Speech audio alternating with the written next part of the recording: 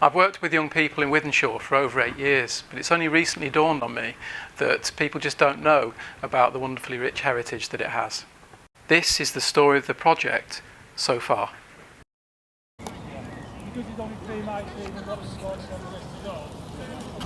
Here we are at Wythenshawe Park. Here's a statue of Oliver Cromwell. I wonder who he is. But he's Oliver Cromwell. He was born in 1599 and died in 1658. I wonder what he has to do with Wythenshawe Hall. Why would someone give you a statue as a present? I'd rather have an Xbox.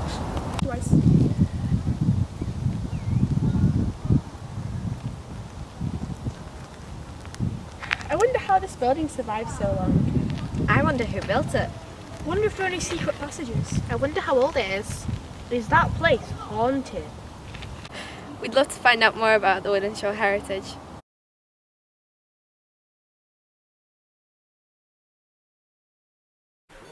Back in January, Andy presented to a group of us an opportunity I really wanted to get involved in. I'm not only passionate about where I came from, but finding out the history and the heritage.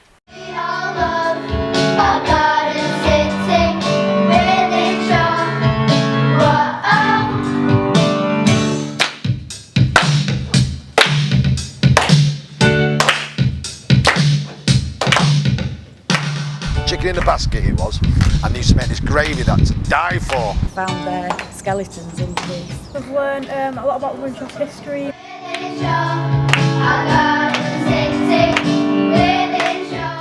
Wythenshawe is an idea to be proud of. It was one of the first garden cities in the world.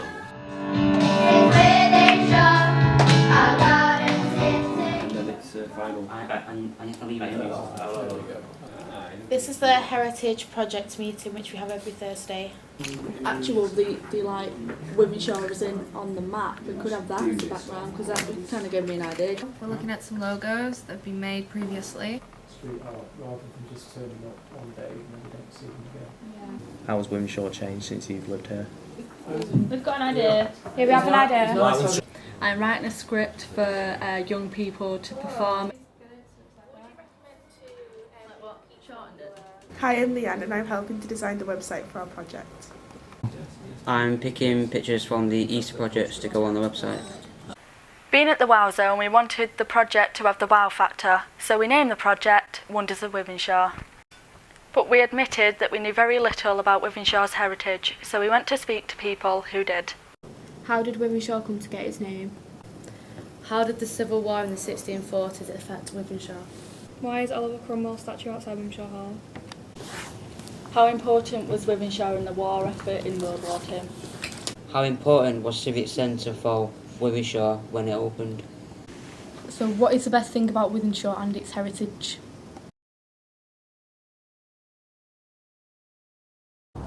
Tell us again about Mary Webb and Captain Adams.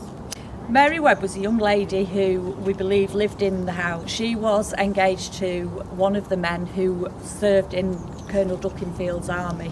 He was called Captain Adams, and he shot 6 men as far as we're aware. Captain Adams was one of the parliamentarians who was involved in the siege of Wythenshawe Hall. As we know, the parliamentarians won and Robert Tatton ran off to Chester.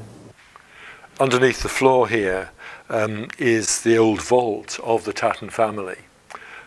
The answer is, it was 2 cannonballs fired by the parliamentarians, which were Cromwell's army, came crashing through the walls of Wythenshawe Hall, causing absolute mayhem and brought the end to the siege. We've got here the actual graves of Sir Edward Watkin, his father Absalom. Sir Edward started building the Channel Tunnel, and then the government stopped him in case the French invaded. This was a great start. It gave us some leads to follow up, so we came to the library to research the archives. Yes, the young people came to the library a while ago to look through the archive material stored here, to include in their heritage project. They looked through the old photographs and the clippings kept here. They also liaised with Dave Dale from the local history group, who gave them a wealth of information regarding the local area. There are 2 theories on how Wythenshawe got its name. The first one is Wyttenshawe, which is willow trees in a space, and the other one is Wythenshawe, that is within a space. We discovered that a key moment in Wythenshawe's history was in 1926, when Lord Simon bought Wythenshawe Hall and Gardens from Robert Tatton, then gave it to the people of Manchester, an open space forever. The bulk of the land to the south of the Mersey, what is now Wythenshawe, and including Northenden, was owned by the Tatton family of Wythenshawe Park. And the idea of having a city on this farmland was developed in the 1920s.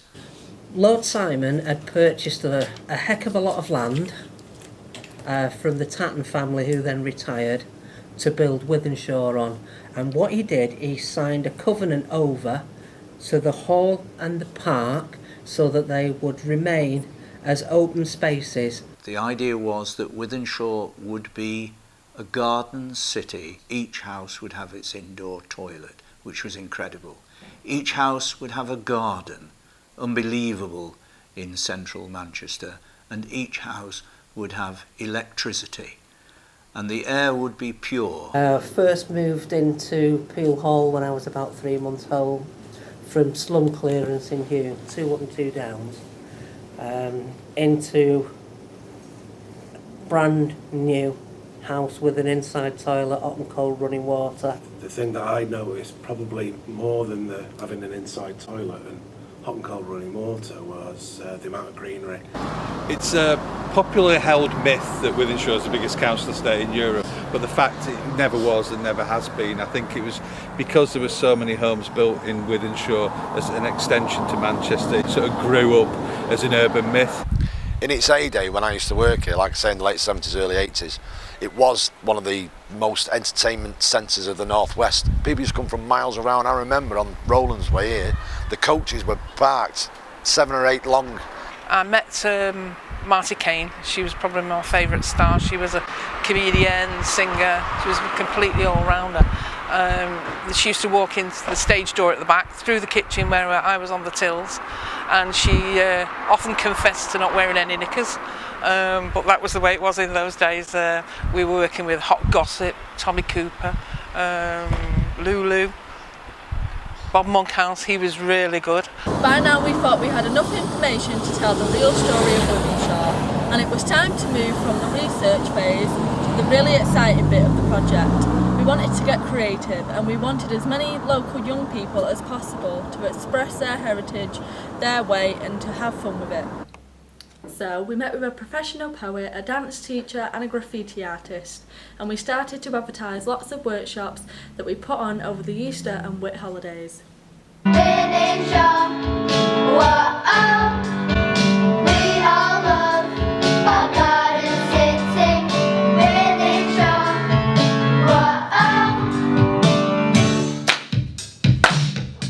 My aim was to bring in children from Wythenshawe to promote positivity with the area. The kids have got involved loads with the dancing. They have also choreographed the dance.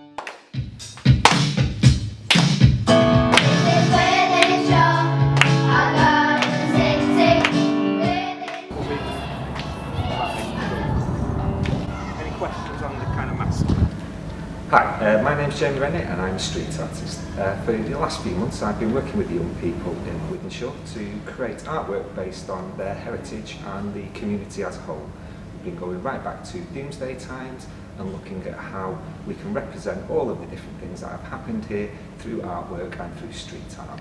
We're leading up to an exhibition which will show the rest of Wythenshawe how their youth community have worked really hard to put forward ideas around their past. Okay, so there's this painting I did using spray paints of the White Lady, the ghost of Mary Webb, who is believed to haunt Wythenshawe Hall. Because there used to be a piggery next to the Bagley Sanatorium, that's why they built Wythenshawe Hospital, because the smell from the pigs was like caused them to think we've got to build a hospital because it's way too smelly here. Freed from violence and pollution, blessed with beauty and peace. They called her the White Lady, though she never got to wear her white. Deemed a widow before her wedding, deemed a murderer before the night.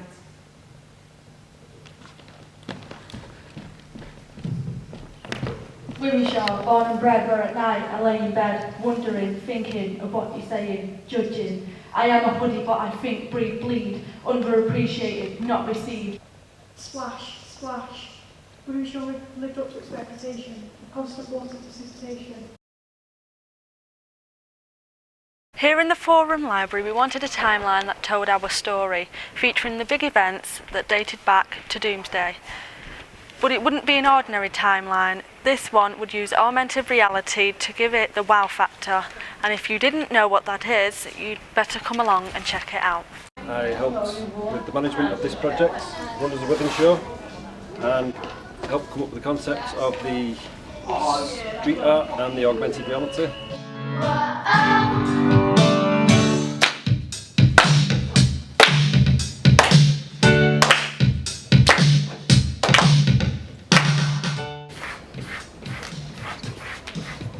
Absolutely amazing. Good. We hope that this project will help more people to share our experience by learning about and celebrating Wythenshawe's past, so that they too can look forward to a bright future here. We've done our bit, now it's over to you to discover the wonders of Wythenshawe.